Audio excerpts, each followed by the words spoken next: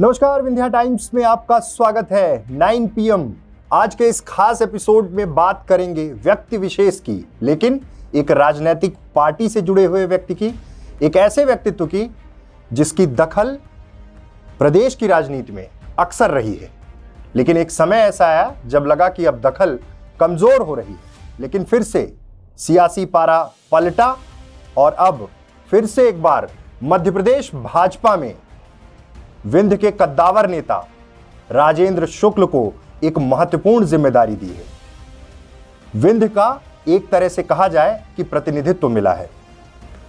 स्थितियां ये हैं कि एक समय जब ऐसा लगा कि अब शायद तमाम वो राजनीतिक चीजें जो उन्हें एक समय के बाद और मिलनी थी, लगातार प्रदेश का प्रतिनिधित्व कर रहे, लगातार प्रदेश में मंत्री रहे राजेंद्र शुक्ल, जब 2018 के विधानसभा चुनाव में गए तब ऐसा लगा कि अब उनके सामने चुनौतियां हैं, क्योंकि लंबा सियासी सफर तय कर चुके हैं एक मंत्री के रूप में। लेकिन 2018 विधानसभा चुनाव में भी अच्छे खासे वोट से जीतकर जब विधानसभा पहुंचे, उस समय सरकार नहीं थी। परिस्थितियां ये थी कि अब विपक्ष में बैठना है। विपक्ष की जिम्मेदारी भी तमाम लोगों के साथ निभानी शुरू ही की थी कि मध्य प्रदेश में सत्ता परिवर्तन हो गया। कमलनाथ की सरकार गिरी, फिर से एक बार मुख्यमंत्री शिवराज सिंह चौहान बने। तब सबको यह उम्मीद थी कि विंध्य से एक बार फिर से राजेंद्र शुक्ल को मंत्री बनाया जाएगा, लेकिन ऐसा हो नहीं पाया। मंत्रिमंडल में मीना सिंह को जगह मिली, सतना से प्रतिनिधित्व मिला। एक बार मैंने एक इंटरव्यू किया था गणेश सिंह का, सतना सांसद है, तो उन्होंने कहा था कि सतना को प्रतिनिधित्व जरूर मिलेगा। रामखिलावन पटेल मंत्री बने, राजेंद्र शुक्ल को रोक दिया गया। तमाम सियासी चर्चाएं शुरू हो गई थी कि अब क्या, अब आगे क्या होगा। सियासी गलियारों में तरह तरह की चर्चाएं रही हैं। प्रदेश अध्यक्ष से लेकर विंध्य के तमाम नेताओं, सब तरह की बातें हो चुकी थी। समय निकलता गया, लेकिन कहते हैं कि धैर्य और साहस इंसान को बहुत बड़ा बना देता है। शायद वही धैर्य था, वही साहस था। पिछले दिनों मध्य प्रदेश में बड़े अनाउंसमेंट किए गए। स्टेट कोर ग्रुप और इलेक्शन कमेटी निर्धारित कर दी गई, और जब स्टेट कोर ग्रुप और इलेक्शन कमेटी में विंध्य से इकलौता नाम राजेंद्र शुक्ल का रखा गया। सबको पता है कि राजेंद्र शुक्ल मुख्यमंत्री के बेहद करीबी रहे हैं। विकास पुरुष की छवि और रीवा जिले में प्रदर्शन को लेकर अक्सर ये चर्चाएं होती हैं कि उसमें उनका बहुत बड़ा योगदान रहा है। विंध्य में तमाम बड़ी प्रस्तावित योजनाएं जो पहले निर्धारित हुई, बाद में उनका इम्प्लीमेंटेशन हुआ, उन सब में उनकी एक महत्वपूर्ण भूमिका रही। चाहे बात सोलर प्लांट की हो, चाहे बात मुकुंदपुर व्हाइट टाइगर सफारी की हो। ये सब कुछ जब हो रहा था, 18 के बाद की परिस्थितियां कैसी थी, या ये कहा जाए कि 18 के बाद से 21 तक का जो समय था वो उतना अनुकूल नहीं था। एक विधायक के नाते अपने विधानसभा क्षेत्र में और जो भी जिम्मेदारी पार्टी ने दी उसको निभाते रहे। अनूपपुर उपचुनाव की जिम्मेदारी मिली, प्रचंड जीत से बीजेपी वहां पर जीती, मंत्री बने बिसाहुलाल सिंह, रीवा जिले के प्रभारी मंत्री भी हैं। ये सब जब चल रहा था तब सबकी निगाहें इस चीज पर थीं कि आगे क्या होगा। मध्य प्रदेश में 2023 में विधानसभा चुनाव है, और उस विधानसभा चुनाव के ठीक पहले प्रशासनिक कसावट और संगठन द्वारा जमीनी जमावट दोनों युद्ध स्तर पर हैं। और जब यह अनाउंसमेंट होता है, और इस अनाउंसमेंट में बीजेपी स्टेट कोर ग्रुप और इलेक्शन कमेटी में विंध्य से एक ही नाम राजेंद्र शुक्ल, इसके दो मायने हैं। पहला, पुराने अनुभव वाले लोगों को फिर से चुनावों में पूरी तैनाती के साथ लगाया जाए। बड़ी कवायतें हुई मध्य प्रदेश में, नई टीम, यंग टीम, युवा टीम, सब कुछ हुआ, लेकिन बात कहां पर आकर रुक गई? अनुभव, धैर्य, साहस। और शायद इस परीक्षा में राजेंद्र शुक्ल पास हुए। पास इसलिए हुए क्योंकि जो जिम्मेदारी दी गई है आप समझिए कि इस जिम्मेदारी में विशेष आमंत्रित सदस्य वो तमाम लोग हैं, लेकिन चुनाव समिति की जो घोषणा हुई उसमें सिर्फ 2 विधायक हैं, सिर्फ 2 विधायक, रामपाल सिंह विधायक और राजेंद्र शुक्ल विंध्य से। और इसके साथ ही जो कोर ग्रुप है जिसका बहुत बड़ा रोल होता है, चुनाव समिति और कोर ग्रुप, यही विधानसभा चुनाव में एक महत्वपूर्ण ग्रुप होता है जहां बैठकर ये फैसले लेते हैं, सियासी समीकरण तैयार होते हैं और यह निर्धारित होता है कि किस तरह से किन रणनीतियों के साथ किसे टिकट देना है और किस तरह चुनावों में जाना है। कोर ग्रुप में अकेले विधायक हैं, जो विधायक हैं 2 कैबिनेट मंत्री भी हैं, लेकिन इन तमाम परिस्थितियों के बीच सबसे ज्यादा यह देखा गया कि सिर्फ 2 कैबिनेट मंत्रियों को जगह मिली, जिसमें नरोत्तम मिश्रा और भूपेंद्र सिंह हैं। राजेंद्र शुक्ल का संगठन में जिस तरह से कद बढ़ा है, यह अपने आप में कई मायनों में महत्वपूर्ण है।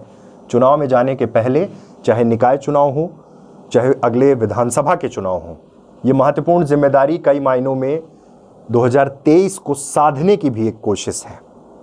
संगठन में महत्वपूर्ण पद में सरदेंदु तिवारी भी हैं, रीवा से संगठन में एक महत्वपूर्ण पद राजेश पांडे भी हैं, लेकिन चुनावी प्रबंधन और संगठन और सत्ता के बीच में तालमेल स्थापित करना, चुनाव की रणनीतियों को जमीन पर उतारना, ऐसे तमाम मुद्दों पर बीजेपी बहुत संगठित होकर काम करती है और बीजेपी ने अपनी तैयारियां शुरू कर दी है।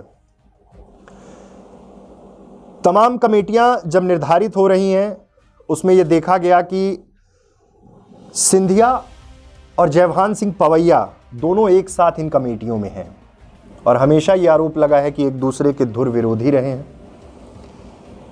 लेकिन इस लिस्ट में जो नाम है वो विंध्य को साधने के लिए किस तरह से है। रीवा विधानसभा या कहें कि रीवा जिले में 8 की 8 सीटें भाजपा के पास हैं, विधानसभा अध्यक्ष रीवा से हैं, रीवा, सीधी, सतना, सिंगरौली, इन जगहों पर जो जमीनी समझ है वो राजेंद्र शुक्ला की किस तरह की है। सतना के प्रभारी मंत्री रहे हैं, सिंगरौली का प्रभार रहा है, सीधी में अच्छा खासा दखल रहा है, रीवा खुद उनका गृह जिला है। ऐसे में इन तमाम समीकरणों को देखते हुए बीजेपी ने रणनीति बनाई और उन रणनीतियों को जमीन पर उतारना शुरू किया। लेकिन 2023 विधानसभा चुनाव के ठीक पहले निकाय चुनाव और उसके बाद विधानसभा चुनाव, और ऐसी परिस्थितियों में जब राजेंद्र शुक्ल को यह बड़ी जिम्मेदारी दी गई, इसके सियासी मायने क्या हैं। वरिष्ठ पत्रकार जयराम शुक्ल को सुनिए, जो बता रहे हैं कि आखिर किन परिस्थितियों में क्या चीजें हुई और कैसे राजेंद्र शुक्ल को यह स्थान मिला है और उसके क्या मायने हैं। पहली चीज तो राजेंद्र शुक्ल जी का, चूंकि आपने पूछा है, तो 2018 के पहले भी वो इसी हैसियत में थे और लगातार 5-7 वर्षों तक चुनाव समिति और कोर कमेटी में थे। ये भारतीय जनता पार्टी के प्रदेश नेतृत्व की अक्षमता की कमी थी या जो कुछ भी रहा हो, कि जिस क्षेत्र ने इतना भरपूर समर्थन किया और आज उसी के समर्थन के आधार पर ये पार्टी है, तो राजेंद्र शुक्ला न सही किसी दूसरे को भी महत्वपूर्ण कमेटियों में प्रतिनिधित्व दिया जाना चाहिए था, लेकिन नहीं दिया। अब फिर से 2023 में की संभावना को देखते हुए भारतीय जनता पार्टी ने आकलन किया है, तो राजेंद्र शुक्ल से बेहतर उनको विकल्प नहीं दिखा, इसलिए उनको लिया होगा।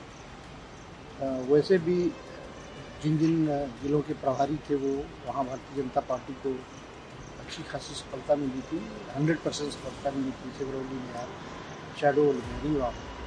तो निश्चित तौर पे राजेंद्र शुक्ल जी का मूल्यांकन किया है और उसी आधार पर उनको कोर कमेटी और चुनाव कमेटी में रखा है। सर, अभी बीच में ऐसा लगा कि बड़े रिफॉर्म्स बीजेपी करने जा रही है। स्टेट लीडरशिप जब बदली तो लगा कि अब हर जगह नई जमावट शुरू की जाएगी, लेकिन जैसे जैसे चुनाव आ रहा तो ये देखा जा रहा कि जो पुराने मजबूत लोग थे पार्टी के अंदर, उनको फिर से इम्प्लीमेंट किया जा रहा है या फिर उनको यूटिलाइज किया जा रहा है। तो कहीं ऐसा तो नहीं कि जिन नए लोगों पे भरोसा करने की कोशिश थी वो सफल नहीं हो पा रहे थे? क्या है, चुनाव में कोई रिस्क लेना नहीं चाहता। जो आजमाए हुए लोग हैं, जो रिजल्ट ओरिएंटेड लोग हैं, घूम फिर के निगाहें तो वहीं जाती है। ये तो हर पार्टी का एक नियम। 2018 में मध्य प्रदेश में सरकार तो बदली, लेकिन विंध्य ने एक बड़ा रिजल्ट दिया बीजेपी को। रीवा 8-0, सीधी में भी अच्छा परफॉर्मेंस, सतना में भी अच्छा परफॉर्मेंस। तब एक एक्सपेक्टेशन थी कि भले सिंधिया पार्टी में आए तो उनके लोगों को तवज्जो दिया, लेकिन ऐसा नहीं लगता कि विंध्य की उपेक्षा हुई अब उन चीजों को चुनाव में? वो क्या है कि लीडरशिप कॉन्फ्लिक्ट था।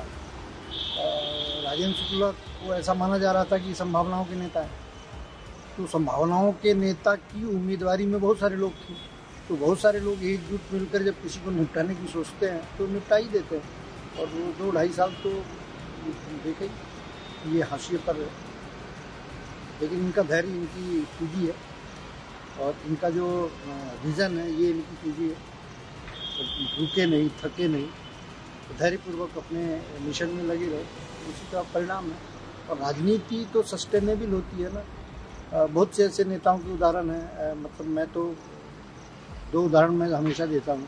एक तो प्रहलाद सिंह पटेल का 10 साल पॉलिटिक्स में उनको किस तरीके से भोगना पड़ा, हुआ भारतीय के साथ गए, फिर बाहर गए, फिर कमबैक किया और आज केंद्र में मंत्री हैं और मध्य प्रदेश के दिग्गज नेताओं में से एक है।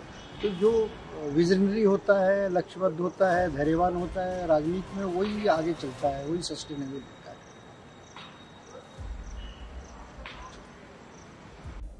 कोर ग्रुप में एकमात्र विधायक, इसके पहले तमाम वो नाम होते हैं प्रदेश अध्यक्ष वी डी शर्मा, मुख्यमंत्री शिवराज सिंह चौहान, नरेंद्र सिंह तोमर, कैलाश विजयवर्गीय, ज्योतिरादित्य सिंधिया, फग्गन सिंह कुलस्ते, राकेश सिंह, पूर्व प्रदेश अध्यक्ष लाल सिंह आर्य, जयभान सिंह पवैया, हितानंद शर्मा, कविता पाटीदार, ओम प्रकाश धुर्वे।